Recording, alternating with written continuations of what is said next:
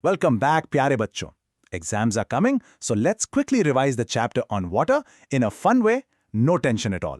Okay, let's dive into this. So, here's a question for you. You've probably heard this a million times, right? Our Earth is called the blue planet. When you see it from space, it's this beautiful blue ball just covered in water. But then, we're always told, save water, turn off the tap. It's a bit of a puzzle, isn't it? So much water, but we're always told to save it. What's the real story here?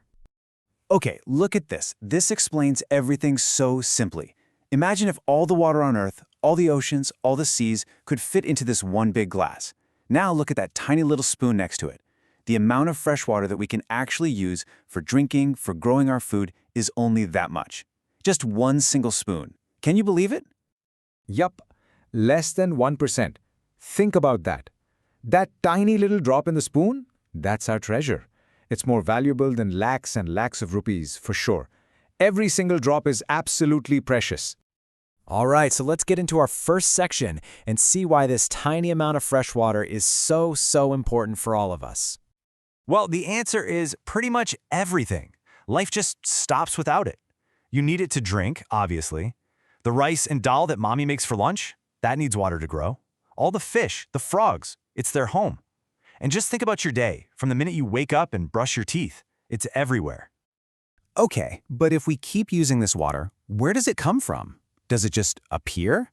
Well, not exactly. It's actually on a non-stop, kind of magical journey. We call it the water cycle. So this picture here shows you the whole big journey. The sun heats up the big oceans, right? And the water goes up into the sky like steam. Then it forms clouds, and the wind blows these clouds over the land, and boom! Rain. It's this beautiful circle that just keeps going and going, giving us the water we need. Now, evaporation sounds like a big, difficult word, doesn't it? But don't worry, you see it every single day. It's just like when your mummy boils water for chai, and you see all that steam rising up. That steam, that's water vapor. The sun is just a giant stove doing the same thing to the oceans. See? Simple. Okay, exam time.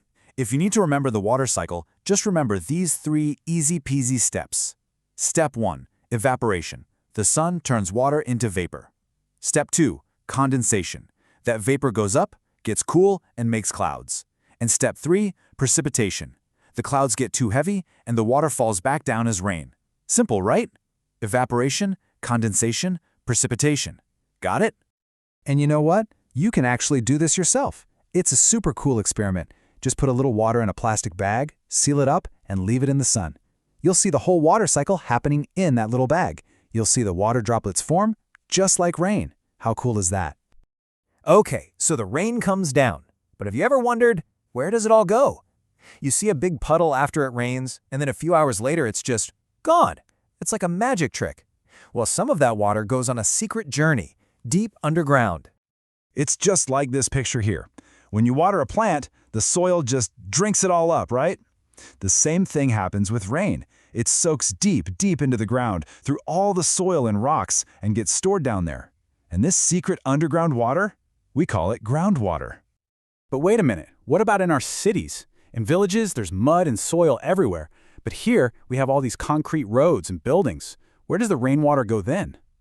This is a really important question, you know, because this is why so many big cities have water problems. And this picture shows you exactly why. See the concrete road? The water just runs right off it and goes into the drain. It has no way to get into the ground. But look at the green lawn. The soil is like a sponge. It just soaks up all that lovely rainwater. So what's the lesson here? We need more parks, more green spaces in our cities. It's absolutely crucial. Okay, another important exam term coming up, groundwater recharge. If a question asks what this is, you can just say, it's the process of rainwater seeping into the ground to refill our underground water sources. Easy marks. And you know what helps with this? Planting more trees. I'm sure you've seen those super satisfying time-lapse videos on Instagram where a little seed just bursts into a plant. Well, the roots of those trees make the soil loose, creating little tunnels for the water to travel down. So that's the story of the water that goes underground. But what about the water that doesn't soak in? The water that stays on top? Well, that water starts a whole different journey, and it's how our amazing rivers are born. This little experiment here is brilliant. Imagine the crumpled newspaper is like a mountain. When you pour the seeds, see how they flow down through the cracks and folds? That's exactly what rainwater does. It flows from high places down, down, down, making little streams that all join together to become one big, mighty river. Always remember, water flows from high to low. So this whole journey of water creates this amazing world for so many plants and animals. Let's take a peek inside this world, shall we? Wow, look at this. A pond isn't just a puddle of water, is it? It's like a busy little city. You've got fish swimming around, a frog just chilling on a lily pad, a kingfisher looking for its lunch. It's absolutely full of life.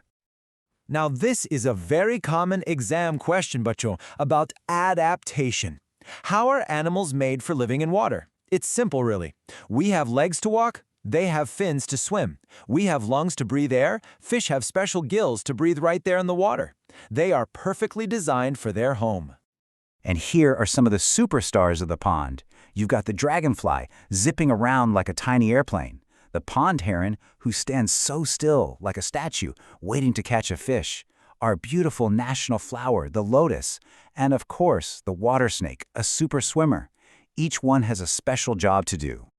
So, there you have it. From that one tiny, precious spoonful of water to the mighty rivers and all the life inside them, this incredible journey of water gives life to our entire planet. And now the final question is for you. Knowing all this, how will you help protect every single precious drop? Think about it, okay? All the very best for your exams. I know you are all going to do wonderfully.